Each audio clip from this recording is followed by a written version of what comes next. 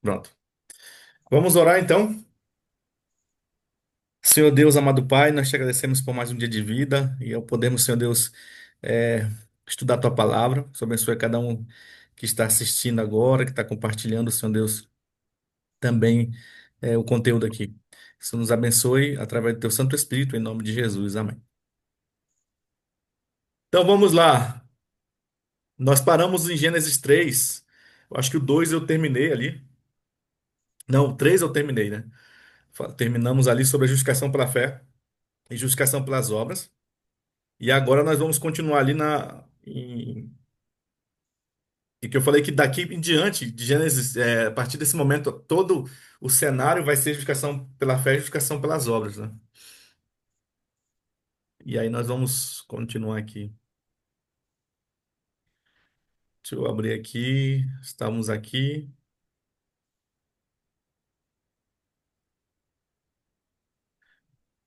Tudo bem.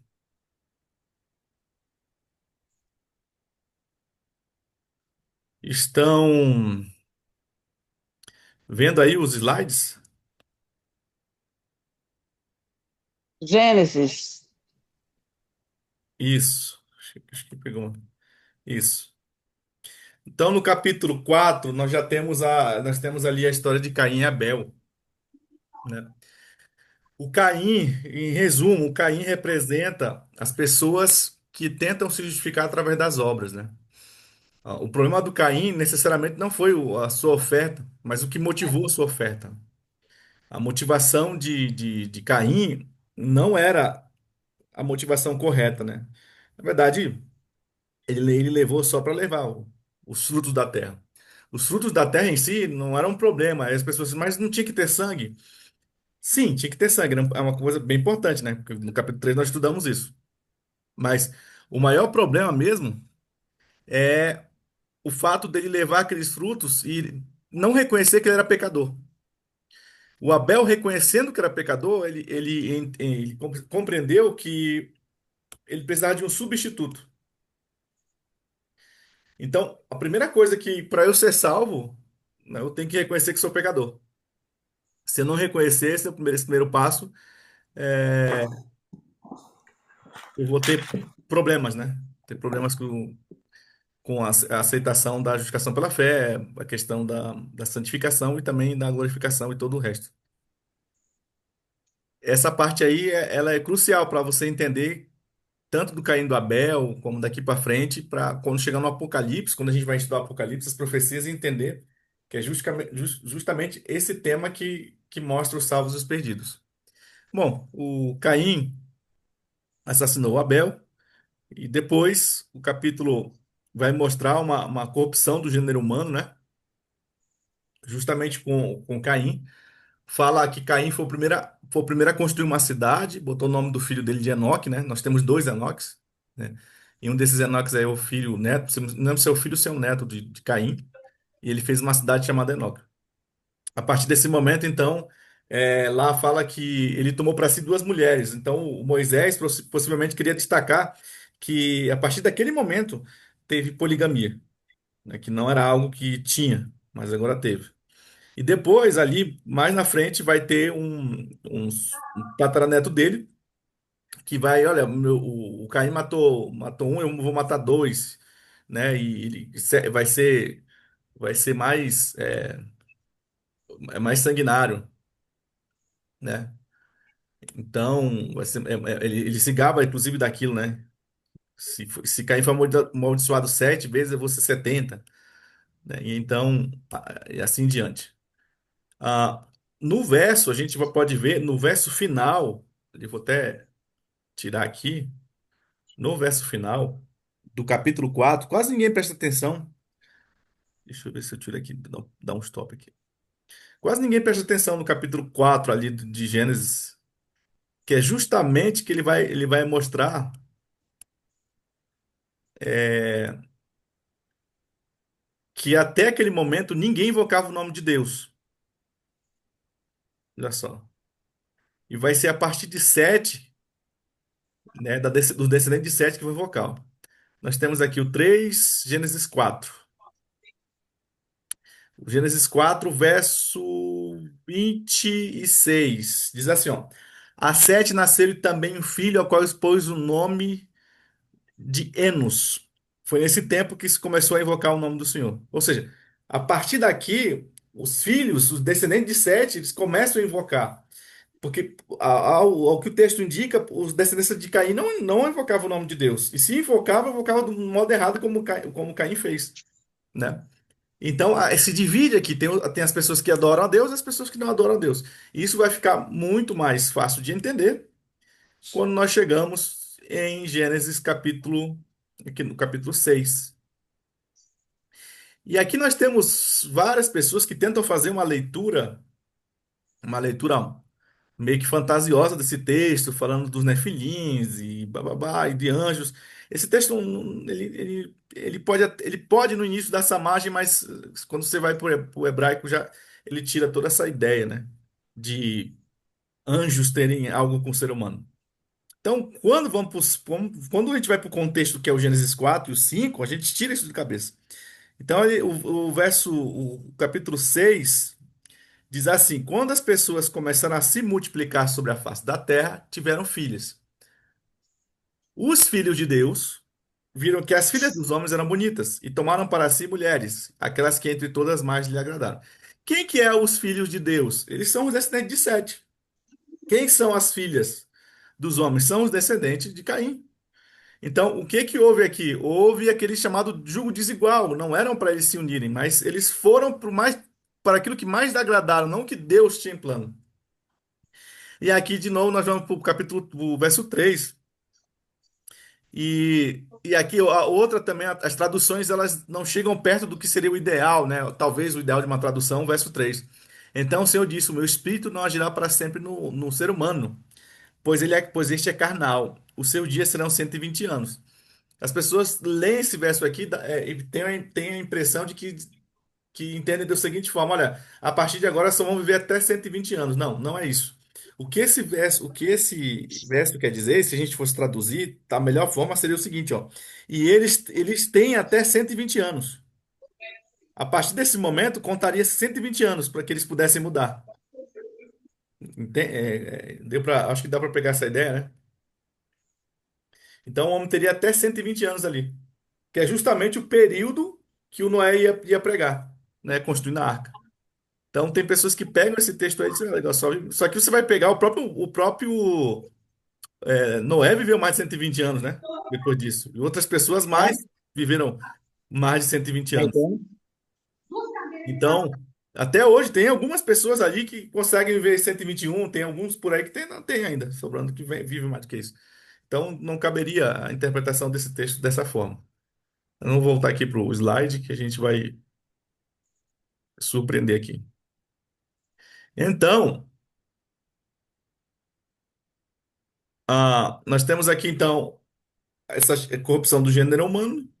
E aí nós temos as filhas dos homens, que é descendência de Caim, e nós temos os filhos de Deus, e eles se misturam, né? Os descendentes de Sete vão ser justamente aquela genealogia que vai Enoque, Matusalém e Noé, até chegar Noé, que seria essa ideia. Nós temos então Noé, né? O Noé é chamado por Deus, e aqui nós vamos ver que ele tinha três filhos, teve três filhos depois do dilúvio, que é Cã, Jafé e Sem. Mas eu quero voltar aqui para a Bíblia. Eu quero voltar aqui para a Bíblia e ver algumas curiosidades, umas coisas bem legais aqui, que às vezes passa despercebido, né? Uma dessas coisas aqui é a idade de Noé. Nós vamos aqui, ó. Olha só. Quem é bom de matemática aí pode me ajudar. Nós vamos aqui para o capítulo.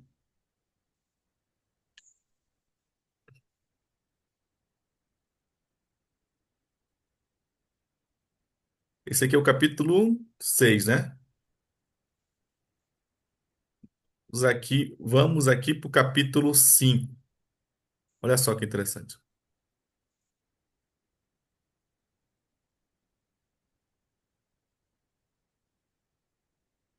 Ó, capítulo 5, verso 32. Noé tinha 500 anos de idade e gerou Sem, Cã e Jafé. Guardem esse número aí. Quantos anos tinha Noé quando gerou seus filhos? Tinha 500 anos. Guarda isso aí, tá? Essa informação é importante. Aí quando a gente vem aqui para o capítulo 7, ele vai falar sobre como é que se dividiu os animais, né? E aí fala o seguinte: fala, deixa eu ver aqui.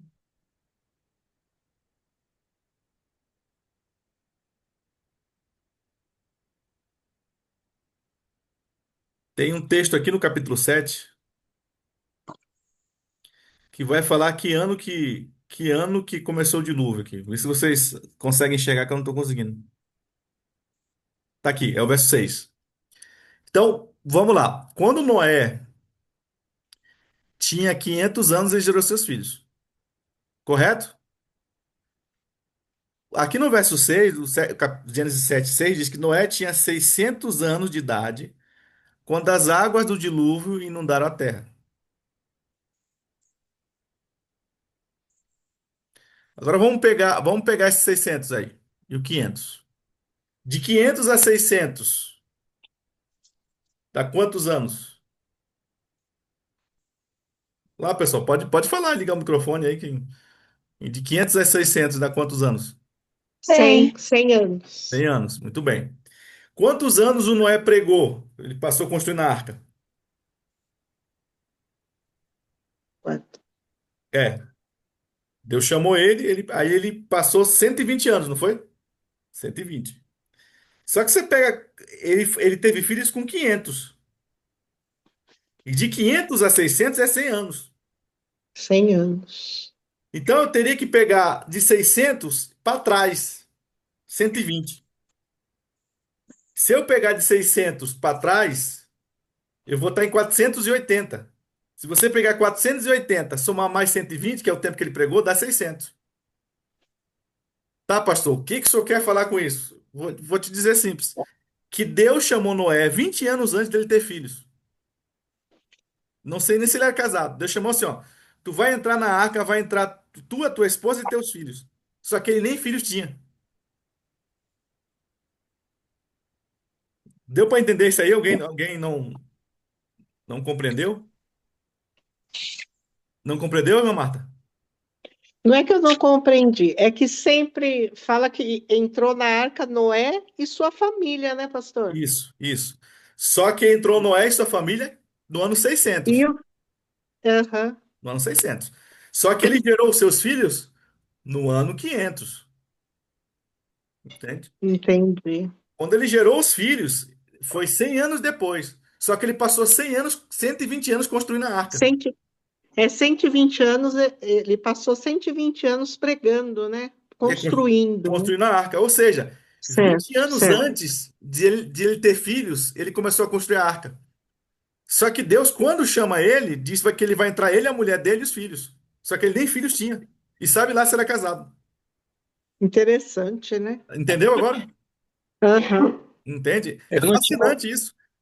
É porque Porque o para que um a homem. história que a gente ouve, né, que a gente vê, que ele pregava, ele foi enviado, né, por Uhum, Deus, né? não foi. Deus Não, chamou ele estava sozinho, proximamente, ou casado ou sozinho, mas filhos ele não tinha, porque filhos ele foi no ano 500, foi 20 anos depois. Aí você conta mais 100 anos, dá 120, entendi. entendeu? Então, É Interessante, por né, então isso que a pastor? imagine, imagine chegar para um homem e dizer que ele vai construir uma arca, ele nunca construiu, e que vai chover, nem não tinha E chovido nunca ainda, tinha chovido também, não né? tinha chovido, não tinha, nunca, ele não era um engenheiro. É ter fé demais, primeira coisa. Vai entrar teus filhos. Vai ser mais de um, né? Filhos no plural, né? Então, é interessante. oi? É interessante isso aí, porque no caso, quando os filhos nasceram, Noé já estava construindo a arca, então. Já estava construindo. 20 anos. 20 anos. Então, você pega ali 500 anos, foi quando ele gerou os filhos. Com mais 100 anos é quando teve o dilúvio. Ele pregou 120 anos, você tem que voltar, né? Tá 480. 480 ele começou, 500 ele teve os filhos, 600 o dilúvio. É verdade. Então são coisas assim que a gente vai lendo, e como a gente não volta, que a gente vai sempre de Gênesis vai para frente, né? A gente passa despercebido. São coisas assim bem importantes. Outra coisa muito importante para nós adventistas é entender a questão da lei da saúde como algo que não foi para os israelitas. Porque o capítulo 7 é muito claro, a gente sempre tem que começar por Gênesis 7 quando for falar de alimentação. Nunca É começar por ver- Levíticos. Nunca começar por Levíticos. Se você começa por Levíticos, eles vão dizer assim: ah, mas era para Israel. Tá, então me explica como é que Deus pediu para Noé dividir animais impuros, imundos e de limpos? Quem foi que falou para ele qual era animal limpo e animal sujo? Porque ele botou 7 casais de puros e um casal de imundos. Como é que ele sabia isso? Tinha algum judeu, Muito, algum israelita naquela época? Não tinha. Não tinha nenhum judeu, nenhum israelita. Então, Deus fez essa divisão ali, lógico. O plano de Deus não era para o homem comer carne, não. Mas como a vegetação, a lagoa não tinha mais vegetais, frutas, Deus então colocou um número maior de animais limpos para que eles pudessem se alimentar, até voltar a vegetação. Mas voltou a vegetação e todo mundo é gaúcho, né? Todo mundo, até hoje, né? A maioria começou a carne, né? E mais, não é pecado, desde que coma o animal limpo, né? outra coisa também, irmão, que ele colocou os 7 pares de animais limpos, é quando Noé saiu da arca, ele fez sacrifício, né? Sacrificou um animal também para Deus. Exatamente, boa observação. Tinha isso também, né? Então era necessário ter mais animais limpos, né? Para o sacrifício. Outra Então, coisa interessante também é que em todo o sistema de sacrifício não tem nenhuma vez que Deus pede para sacrificar um porco, né? nenhum momento. Só animal limpo. Só animal limpo. Só são os animais que ruminam e têm o casco dividido em dois, né? Isso. Desses aí, né? E as aves também são animais limpas, né? Não são aves imundas, né? Bom, peixe não tinha, né? Para sacrificar todo o contexto, né? Eles andavam, então entra só essas espécies aí. Então é bom nós frisarmos muito isso. Se você vai começar a falar da alimentação, não começar por Levítico, começa pelo dilúvio, explicando que Deus já tinha Verdade. dado essa informação, né? É, e aí nós vamos então agora voltar aqui para o slide.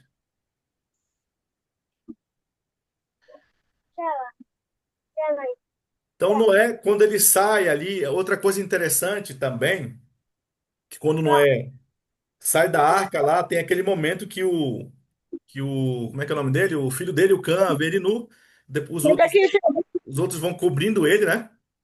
O- os outros dois filhos. E se você ler lá no texto, outra coisa que logo quando eu comecei a estudar isso aqui, é que quem vê ele e fica rindo é o Cã. Mas ele não amaldiçoou o Cã. Ele não amaldiçoou o Cã. Olha só o que ele amaldiçoou. Vamos aqui, que é Gênesis capítulo 9, né? Acho que é 9. Deixa eu ver aqui. Gênesis 9. Isso. Vocês estão vendo, estão vendo, né? Estamos vendo. Aí o verso 24 diz assim: Quando Noé despertou do seu vinho, soube que o filho mais moço havia feito, que é o Cã. Aí ele diz: Então disse: Maldito seja Canaã, seja servo dos servos para seus irmãos. O Canaã não fez isso, quem fez foi o Cã. O Canaã é o neto. É, É o neto. Então, isso aqui é muito mais profético do que em si direto para o Cã. Ele está falando do povo cananeu. E ele vai falar depois que esse povo cananeu vai ser servo. Ele continua servo dos semitas. O verso 26 diz: E continuou: Bendito seja o Senhor, Deus de Sem, e Canaã lhe seja seu servo. Isso aqui é algo profético. é verdade. Já está falando lá da frente, quando um dos povos semitas, que são os hebreus, vão, né, para a terra prometida e eles vencem, né? E isso daí. Muito bem. Outra coisa que eu quero chamar a atenção para vocês que aqui o símbolo da justificação pela fé é o arco, tá? O arco, o arco-íris que nós chamamos, era a promessa de Deus em confiar. Enquanto vocês virem isso aí, não vai ser mais destruída a terra por água. E quando a gente vai ali para a Torre de Babel, para a Torre de Babel, isso é importante. Eles dizem que eles constroem, vamos construir um lugar tão alto que nosso nome seja célebre. Nós podemos dar a entender, assim, subentendido, que eles construíram uma torre, e a arqueologia prova isso, que tinha várias torres, aquela não era a única torre, mas era a mais alta, que eles queriam chegar ao topo dos céus porque eles tinham medo de um dilúvio, um outro dilúvio. Ou seja, eles não acreditavam nada na promessa de Deus. Vai que Deus muda de ideia e manda um dilúvio, a gente vai lá para o topo da torre e se salva. Isso se chama justificação pelas obras. Eu falei desde a primeira aula, aqui nós estamos na terceira, que vai andar réis, justificação pela fé e justificação pelas obras. E sempre mostrando, os dois são pecadores. A diferença é que um é pecador arrependido e o outro não. Essa é a diferença. E vai ter no final, vai ter os salvos e os perdidos. Pecadores arrependidos e pecadores não arrependidos. Entende? Isso Verdade. e isso é o que vai mostrar, que pessoas que entendem que precisam ser substituídos os méritos de Cristo na sua vida. E são elas que trazem as obras. As obras são frutos, né, da salvação. Vamos voltar aqui para o slide.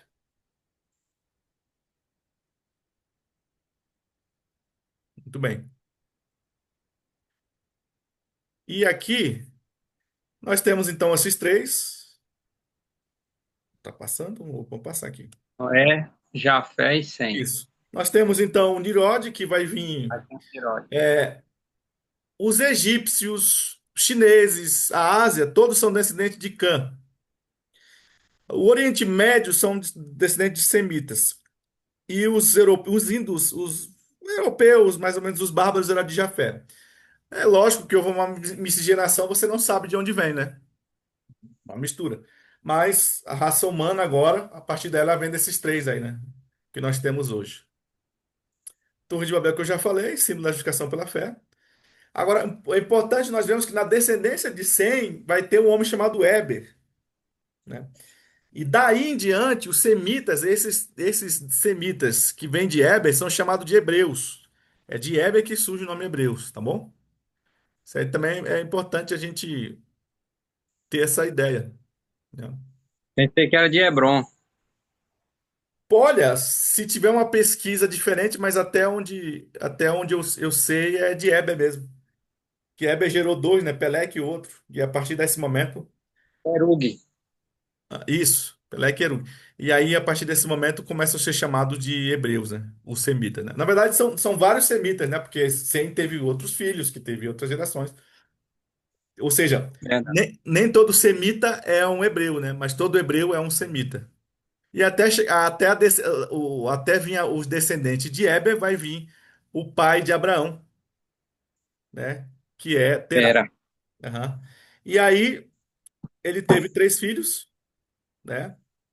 Naor e Arã, Arã e Abraão. Abrão. Abraão. Um desses morreu, que é o pai de Ló, né? E o outro continuou. E aí, como o pai havia morrido, ele decidiu então ir com seu tio Abraão, né?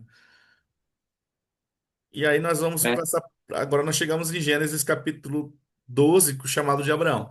É importante também a gente perceber, através de textos posteriores, uma coisa importante. Às vezes, lendo aquele texto da Gênesis 12, dá a impressão de que Noé nunca tinha, não sabia, o Noé não, o Abraão nunca não sabia que era Deus, mas na verdade ele sabia. A gente vai ver um texto daqui a pouco que vai mostrar que ele já sabia e adorava Deus. O que Deus pede agora é para que ele saia do meio de seus parentes. E a pergunta que se faz é, mas por que que Deus pede para ele sair do meio dos parentes dele, né? E aí, quando nós vamos a Josué, é só um texto posterior que vai explicar. Josué 24. Vê se eu acho aqui. Josué, capítulo 24, verso 2, vai explicar para a gente o porquê que Deus manda ele sair dos meio dos parentes. E, inclusive, não é o que nós estamos estudando, né, na lição 24 aqui. Vou botar aqui para vocês, para a gente ler juntos aqui na tela. Beleza, achei aqui. Achou aí? Tá aí, ó. O verso 2 diz: Então Josué disse a todo o povo: Assim diz o Senhor, Deus de Israel: Antigamente, os pais de vocês, incluindo Terá, pai de Abraão e de Naor, viviam do outro lado do Eufrates e serviam Outros a deuses. outros deuses. E aí a gente começa a entender que Deus queria fazer uma nova nação e não podia ser no meio de um povo idólatra.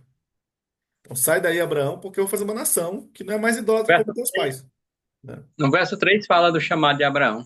Isso. Eu, porém, trouxe Abraão, pai de vocês, do outro lado do rio, e o fiz percorrer toda a terra de Canaã, e também multipliquei a descendência dele. Ou seja, você vai sair daí e você vai ser uma bênção. Porque eu vou começar de si, porque da família não dá. Né? Então Deus tirou ele mais por causa da família em si do que de outra coisa. Deixa eu agora voltar aqui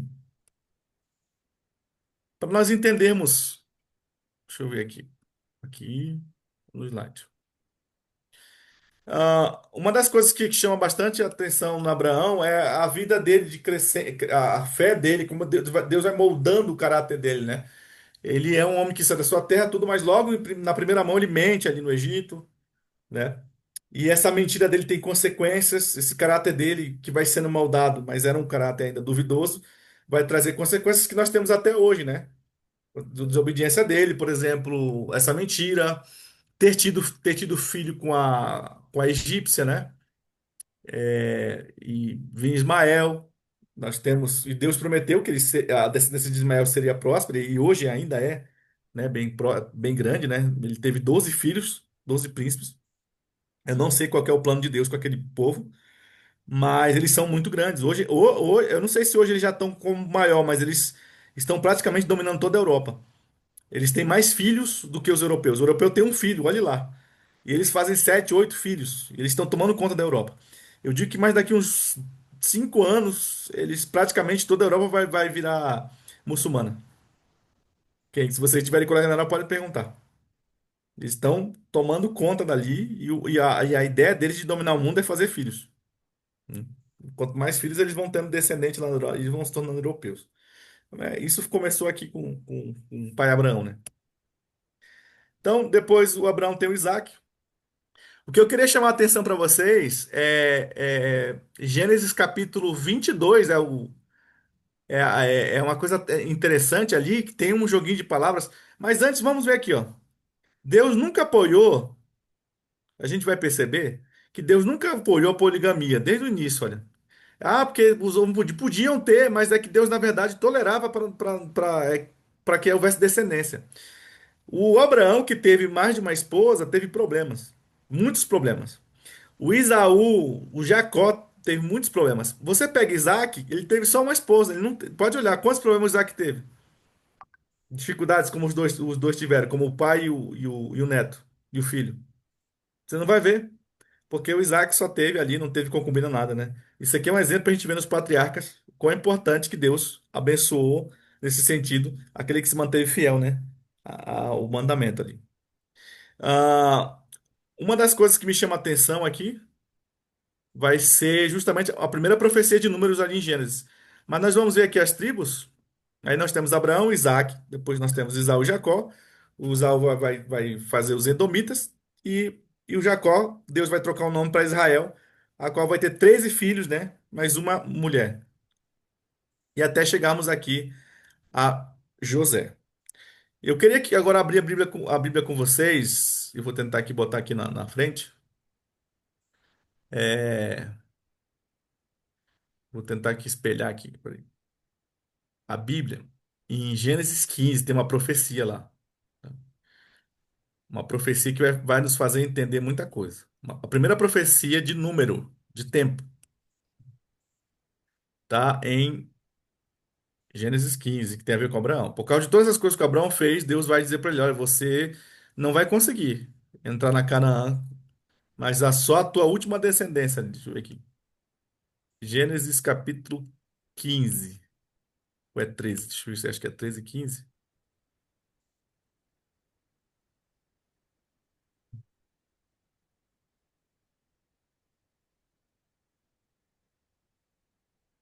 É 15 e 13.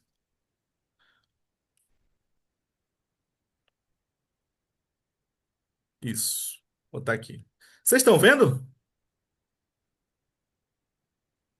Tá dando para ver aí? Tô vendo. O verso, o verso 12 diz assim: Ao pôr do sol, profundo sono caiu sobre Abraão, e grande pavor e densas trevas tomaram conta dele. Então o Senhor lhe disse: fique sabendo com certeza. E aqui que a gente tem que ler devagar. Que a sua posteridade será peregrina em terra alheia. Aí o que que vem depois? Vírgula. Será reduzida à escravidão e será afligida durante 400 anos. O que que o pessoal geralmente faz? Pega isso aqui. Ah, tá. Então o povo de Israel vai ficar 400 anos como escravo. Apressadamente essa conclusão. Porque veja, ele diz assim, ó, que uma parte dos 400 anos é peregrinando. E depois da peregrinação vai ser escravizado. Paulo, contando um pouquinho antes, lá em Gálatas diz que é 430 anos. Entende? Então, desses 430 ou dos 400 anos, metade seria de peregrinação. E a outra metade seria de escravidão. Então, nós vamos aqui para o cálculo aqui. Deixa eu pegar aqui na tabelinha para a gente conseguir visualizar isso. Então, vejam. Nós temos o chamado de Abraão e nós temos o Sinai aqui. Aqui seria então quando Deus deu o sonho para Abraão, né? Mais ou menos ali um pouco. Se você contar do chamado é 430, se você contar do sonho, seriam 400, né? Teve um tempo ali de 30 anos. Nós temos o chamado de Abraão e nós temos Moisés no Sinai, que o Paulo fala da aliança até a primeira aliança que é com Abraão até a segunda aliança. Temos 430 anos. Está lá em Gálatas, capítulo 3.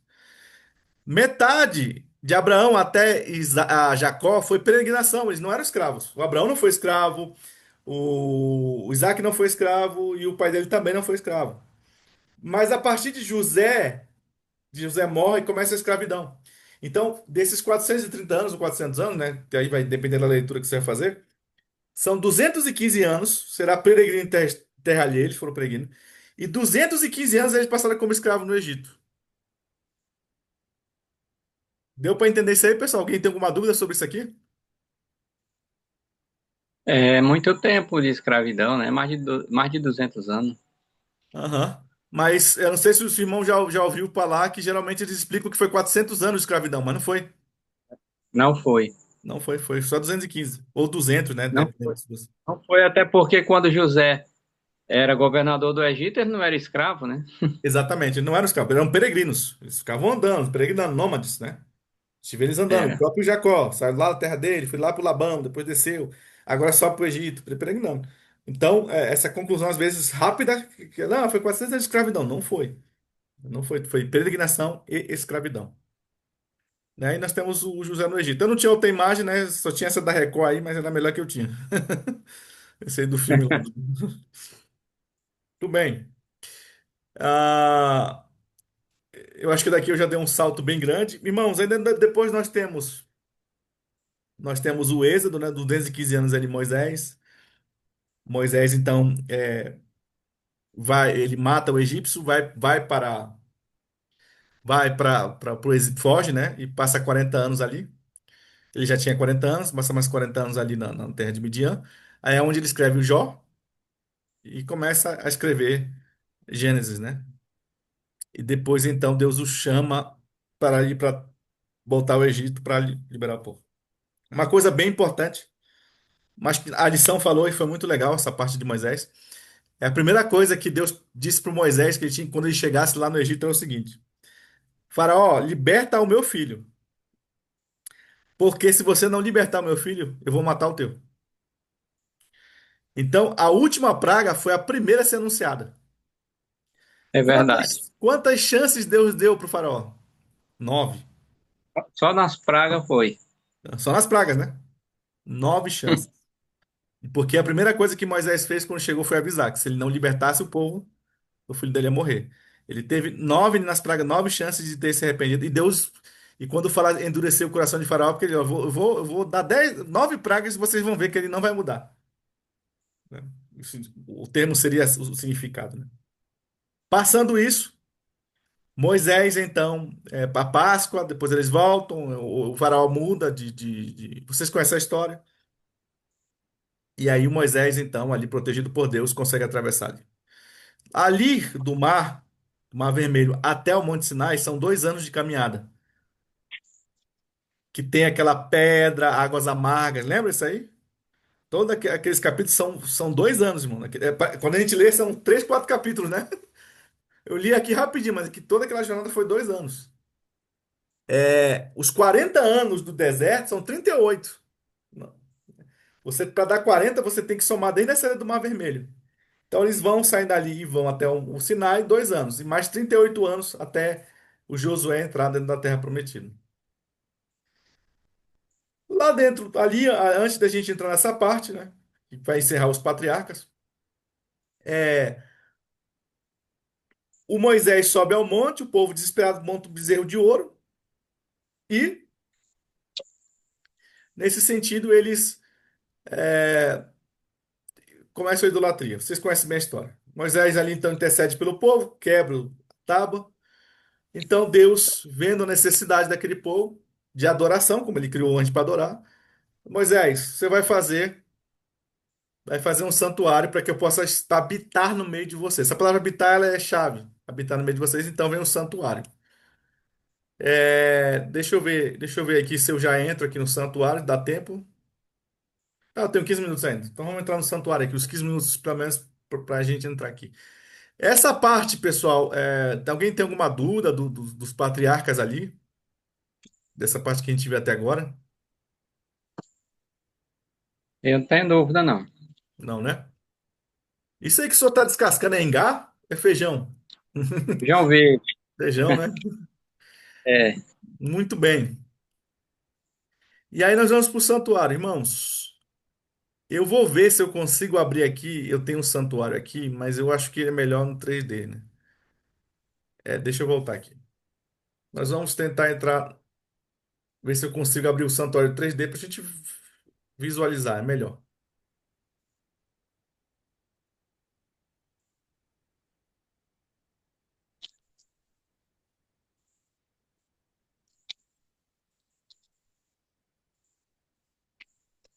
Não, me dê 2 minutos aí que eu já consigo abrir aqui.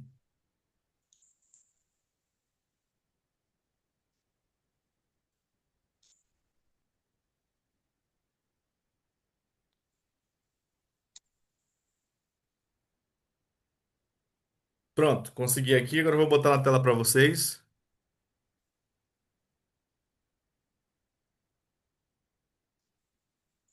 Muito bem. Aqui. Estão conseguindo ver aí o santuário? A entrada? pô, Então, assim, irmãos, essa entrada aqui é importante nós entendermos, porque lá em Ezequiel vai fazer diferença você entender. Essa entrada aqui do santuário, ela era feita por nascer do sol. Por quê? Porque o sacerdote, ele entrava de costas de manhã para o sol. A maior abominação no Antigo Testamento para Deus, e isso não é o que estou falando, Deuteronômio fala, Números fala, Ezequiel fala, que é adoração ao sol. Então Deus mandou fazer essa entrada sempre para a nascente do sol, para que ele entrasse de costas e não de frente adorando, né? E aí, aqui você já conhece, né? Ele tem o pátio, que ele entrava aqui. Aqui tinha acesso às pessoas que iam levar seus sacrifícios, né? Aqui nós temos o altar de incenso. Aqui. De incenso não, o altar de sacrifício, desculpa. Onde eram queimadas as gorduras. E bem aqui tinha essa bacia, ela tinha uma função, né? Quando se degolava o animal, sai sangue, né? Se degola o animal, sai sangue, eles tinham que lavar as mãos. Tinham que lavar as mãos aí. tem alguém querendo fazer uma pergunta aí. Deixa eu ver. Pastor, se possível, queria fazer uma pergunta sobre os filhos de Noé. Porque eu estou estudando sobre a história da arca de Noé. Não quero descobrir coisas que Deus não deixou a gente estudar. Mas na minha conta, se eu não estiver enganado, todo o jeito que eu faço a conta, esse filho de Sem, Sam, Elão, Assur, você faz na minha. Olha, eu nunca vi irmão Jurandir falar sobre isso. Eu teria que ser interessante, né? Interessante. Pode ser que nasceu mesmo dentro da arca um filho de Sem. Hã? Eu já Não, vi esse comentário aí. não descarto, não. Descarto. né? Teria que analisar. Eu teria que dar uma pesquisada se tem alguma coisa, né? Eu tenho um amigo meu aqui que ele já fez esse cálculo aí, disse que ele nasceu dentro da arca mesmo, durante o dilúvio. Ou nasceu, ou, ou a gestação foi toda ali, quando acabou o dilúvio, ele nasceu, né? Pode acontecer também isso, É. né? Não dá tempo não, porque foi só 7 meses, não foi que a água baixou? Mas ela pode ter entrado grávida, né? Ali perto dos nove É. meses, né? É essa a ideia Ah, aqui. é. Pode ser, né? Não, não descartaria. Eu nunca ouvi falar, então é porque, irmãos, isso aqui é uma ideia para gente, esse curso aqui, para a gente aumentar nosso conhecimento para dar estudo bíblico, entende? Pastor, Nós. eu apareci aqui, boa noite a todos. Sou aqui de Redenção, no Pará. E aí, Se- essa questão aí que eu estou fazendo a pergunta, porque assim, não quero entrar muito na aula, eu gosto muito dessa aula. Eu sou aqui do Pará e eu gosto muito de assistir essas aulas. É porque, assim, o dilúvio, ele durou um ano, não foi? Então, Aham. assim, o Arfaxad, ele nasceu depois de 2 anos depois do dilúvio. Ele entrou no ano 600 e o dilúvio, ele entrou no ano 600, que eles entrou na arca, Noé entrou na arca com os filhos. No ano 601 ele saiu. E teve 3 filhos nesse intervalo aí, depois, 2 anos depois. Então Uhum. teve 3 filhos. Aí é que ficou a dúvida. Nas minhas contas, mas isso é coisa que eu estou estudando. Eu não tenho muito conhecimento assim tão profundo.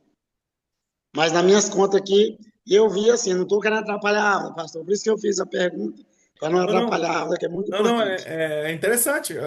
Como a gente não percebe lá que não tinha filhos quando, né? Ele gerou, Isso, se ele gerou, ó, olha só, vamos dizer que o filho dele, o mais velho, nasceu no ano 500. No ano 600 ele tinha 100 anos. Esse seria o ponto de partida, quando eles entram na arca. isso, isso. Então, pode ser que esteja no rumo certo, né? Que um dos filhos nasceu na arca, né? E nem o filme percebeu isso, né? Porque não fizeram nenhum filho nascendo na arca. Pois é, porque, por exemplo, 2 anos, não tem como ter 3 filhos em 2 anos. Não tem como ter 3 filhos, porque tem os 9 meses de gravidez. Ah, não é possível. A mulher não tem jeito de engravidar, ganhar menino e engravidar de outro. Então, assim, só é dois Aham, anos e 3 filhos. Isso que me chamou a atenção. exatamente. Não é querendo descobrir coisa além do que a Bíblia diz, mas a gente vai fazendo as contas, é questão de Não, conta. não, não vejo, não seria algo que tiraria o contexto, não, não. Não, É curiosidade, curiosidade. verdade. Não É teria bom. algo. Mas é bom, mas eu agradeço, eu estou muito feliz. Muito bem explicada essa aula, pastor Elias Vasconcelos. Obrigado. Eu gosto muito dessas aulas aí, é muito boa, que é um aprendizado para a gente. Amém, irmãos. Eu Vamos, sou um vamos. ancião aqui na igreja aqui, e aí eu gosto muito de pegar as aulas assim para me aprender. Amém. Obrigado, irmão Jurandir, viu? Obrigado mesmo. Eu agradeço. A Deus Também sou abençoe. do Pará, viu, irmão? Sou do Parazão aqui. Estou aqui no município de Novo Repartimento. Opa, Ah, bastante irmãos do Pará aí, ó. isso. Que legal. Mas obrigado, viu, irmãos? Eu É, que agradeço. isso é importante. É importante a gente estudar, ver esses pontos aí, são pontos de curiosidade. E hoje geralmente as pessoas discutem outras coisas, né? Tipo, coisas que não vão edificar a igreja, né? É E verdade. o estudo da Bíblia quase ninguém vai ver discutindo. Antigamente, quando era juvenil, a gente discutia, não, mas isso aqui na Bíblia. Hoje os jovens querem discutir outras coisas, né? Nós temos que trazer isso, a Bíblia para eles discutir, né? Olha, porque se eles estão discutindo a Bíblia, se as pessoas estão discutindo textos da Bíblia, é porque estão estudando. Se as pessoas não estão Verdade. Isso, discutindo, é porque não estão verdade. estudando. Aham. É verdade. Aham. Vamos aqui tentar pelo menos ver essa parte do santuário, porque na próxima aula a Isso, gente tá entra ok. para a parte tipológica. Vamos lá. Então, irmãos, aqui vocês já sabem, né? Aqui era o pátio, e aqui tinha esses dois móveis. Entrando aqui, nós temos o Santíssimo, onde nós temos o menorá, que é o castiçal com as 7 lâmpadas ali, a mesa que tem os 12 pães, 6 de cada lado, e aqui nós temos o altar de incenso, né? Que ficava bem perto da cortina. Depois eu explico por quê, que é interessante, por que que ele ficava perto da cortina. E aqui nós temos o Santíssimo, né? Ele é o Santo Santíssimo. Nós temos aqui o que chama de propiciatório, Arca né? da Aliança, propiciatório. O propiciatório que é a tampa, né? Com esses dois querubins, né? E lá dentro nós tínhamos as tábuas, o cajado e o maná, né? Agora nós vamos para a parte dos símbolos. Parte do símbolo. Vamos começar de fora aqui. Alguns estudiosos veem um processo chamado de justificação. Nesse processo de justificação, eles consideram que o pátio apontava para isso. E aqui, cada móvel desse, ele representa um aspecto do pecador para com Deus e do aspecto símbolo de Cristo. Então, nós vamos ver esses dois aspectos. O altar de incenso, ele simboliza na parte do pecador, o pecador aceitando o sacrifício de Cristo, entendendo que precisa de um substituto. E ao mesmo tempo ele representa o sacrifício de Cristo, né? Que Cristo fez na cruz. Por isso que é um altar de sacrifício. No momento que esse pecador ele assume Jesus Cristo como o Salvador de sua vida, ele publicamente entende que ele precisa nascer de novo. Por isso, essa água, a bacia, ela representa o batismo. Mas ao mesmo Olha, tempo também representa Jesus Cristo como água da vida. Deu para pegar isso aí? São dois aspectos. muito. Primeiro aspecto do altar é o sacrifício de Cristo. O segundo aspecto é a gente entendendo que esse sacrifício nos salva. Aí agora vamos para esse outro utensílio. Aqui, primeiro aspecto é que é o batismo, aceitando Jesus Cristo. Primeira ação do ser humano aceitar é o batismo, logo em seguida, né? Nascer de novo. E Cristo também diz que ele é a água da vida. Isso é o processo de justificação. Depois, o pecador arrependido, agora ele vai ser moldado, né? Ele vai ser separado, que é o processo de santificação. No processo de santificação, nós temos o Espírito Santo, que é a luz. O Espírito nos ilumina a entender nossos pecados, nossos defeitos de caráter que precisam ser mudados. E também ilumina nós entendermos a vontade de Deus. E é interessante que o castiçal fica bem na frente da mesa de pães. O pão representa a palavra de Deus. Há também, né? Não sei se é isso, mas é coincidência demais. Seis de um lado, seis do outro, né? Formando o número 66, que é o número de livros da Bíblia, né? A palavra de Deus tem 66 livros. É interessante isso. Não sei se nós podemos dizer que isso é uma descoberta, mas me chama a atenção. Mas Jesus também disse que era o pão da vida. Vocês lembram? O pão da vida, Isso. né? Então, aqui tem um símbolo de Cristo. Mas os 12 pães também simbolizando as 12 tribos de Israel. 12 tribos, ou os 12 apóstolos, né? Mais na frente. Isso. E aqui agora nós temos o altar de incenso, que representa as orações dos santos. E é interessante que a função do altar de incenso não é no santo. Ela vem do santo, mas a fumaça vai para o Santíssimo. Ou seja, nossas orações são feitas aqui, mas são levadas diante do trono de Deus, através do Espírito, né? Através de gemidos inexprimíveis, Paulo fala, né? Quando você vai lá para Hebreus, Paulo diz que o altar de incenso é no Santíssimo. Ah, mas Paulo não sabia? Como é que Paulo não sabe? Não. Paulo está colocando as funcionalidades, não está colocando a mobilidade. E é muito interessante isso. Por que que Paulo coloca o altar de incenso no Santíssimo? Porque a função dele é lá. Apesar de aqui na geografia aparecer aqui. Eu tinha na ideia que o altar do incenso era dentro do lugar santíssimo, Santo dos Santos. No Antigo Testamento ele aparece aqui, bem na porta do Santíssimo. Mas em Hebreus ele coloca lá no Santíssimo. A fumaça vinha aqui, eu não sei se vocês estão vendo uma cruzinha que eu estou mexendo. A fumaça então queimava e subia aqui por cima da porta aqui da tenda, Cortina. da cortina, exato, obrigado, da cortina. E então aqui é o processo de estar na presença de Deus, né? E para isso nós precisaremos ser totalmente transformados, que é a glorificação. Ele fala esse Amém. negócio em hebraico aí que assusta um pouquinho, que aponta Jesus Cristo como juiz, intercessor, sumo sacerdote. Eu não tenho a imagem aqui, irmãos, mas deixa eu ver se eu acho. Se você olhar de cima o santuário, ele forma uma coisa. Deixa eu ver aqui se eu vou achar agora. E mostrar para vocês, para a gente ir para o final, que a gente vai depois entrar nas festas. Na próxima aula, vamos entrar nas festas do santuário. Nas festas do ano ali, as É, 7 festas. E aí nós vamos estudar a tipologia do santuário, né? aí nessa parte vai falar sobre as cabanas, a festa das cabanas. Vamos falar sobre as sete: Páscoa, Pães Asmos, Primícias, Pentecostes, trombetas, a festa da expiação e a festa do tabernáculo e a cabana. São as 7. Nós vamos estudar cada uma delas, um pouco mais profundo que geralmente as pessoas Aqui vão. tinha os irmãos da reforma aqui que fazia a festa das cabanas aqui. Aqui não, eles fazem vários lugares. Um ano é num lugar, outro ano é no outro. 2 semanas de festa. Aqui, achei.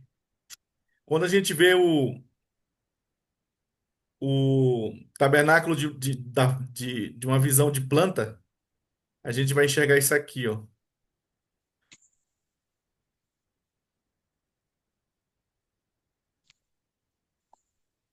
Ó, estão vendo aí? Uma cruz. Uma cruz. Uhum. O que forma, né? As É, duas tábuas de testemunho também. isso, nós vemos uma cruz. Então, o santuário apontava totalmente para Cristo, para o sacrifício e redenção em Cristo, o santuário. O santuário, ele é o evangelho no Antigo Testamento, as boas novas que tinha, de um Salvador, do Messias que viria. Era isso que eles tinham lá. As 3 portas também, né, pastor? As 3 portas do santuário também simbolizavam a Jesus, né? Eu já ouvi falar, já vi alguns pregadores comentando aí, né? Sobre Pastor Luiz Gonçalves, ele fala que as portas eram caminho, verdade e vida. isso. O nome das portas. Eu acho que foi ele mesmo que eu ouvi falar algum tempo atrás. Mas o que eu passei para vocês aqui é a tipologia dos utensílios, né? Essa tipologia a gente consegue ver na Bíblia, os versos bem certinho. E é importante a gente entender esse santuário porque ele mostra que o centro dele é Cristo, dentro do grande conflito. Mas, pastor, por que a gente tem que estudar o santuário? Porque quando a gente chegar em Daniel, você vai ter que lembrar disso aí.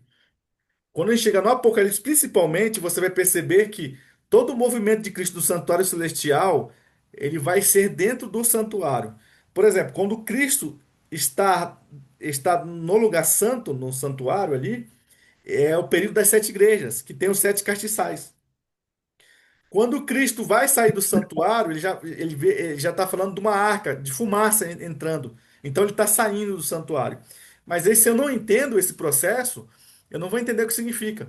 No dia da expiação, quando o sumo sacerdote saía do Santíssimo, é porque estava acabando a expiação. Então, se eu vou para Apocalipse 16, Apocalipse 15 e 16, eu vou entender que Cristo está saindo do Santíssimo. E quando Cristo está saindo do Santíssimo, é que as pragas estão caindo, já fechou a porta da graça. Entende? Já acabou o julgamento. Então eu preciso entender o santuário para entender o que está acontecendo no Apocalipse. O Apocalipse é um movimento de Cristo do santuário. Esses movimentos de santo para o Santíssimo, dos móveis, eles afetam todo o processo daqui de salvação da terra. Não. Então por isso que a gente tem que entender.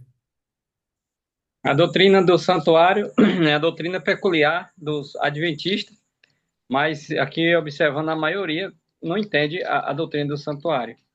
E ela é uma doutrina importantíssima para nós entender o que Cristo está fazendo por nós na cruz ou no céu hoje. Exatamente. Nós precisamos falar mais. Precisamos falar mais e ensinar mais sobre. Nós precisamos falar mais também sobre as profecias. Só que por muito tempo foi dado foco errado. Eu sempre falo isso. O Apocalipse tem 22 capítulos. Passaram mais de 20 anos falando de bestas. Só tem 4 capítulos que falam de besta.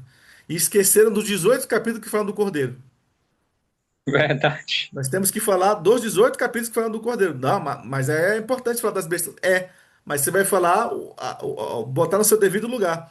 Porque o foco do Apocalipse é a vitória do Cordeiro contra o dragão, contra a besta. E não o poder do dragão, o poder da besta. Entende? O foco foi dado errado. E a gente precisa dar o foco certo, precisamos pregar sobre isso para que as pessoas voltem a enxergar.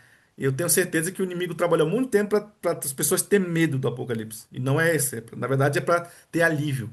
Eu estou dando um estudo para um casal, e aí quando nós chegamos nessa parte aí de Daniel, né? E aí a mulher falou assim.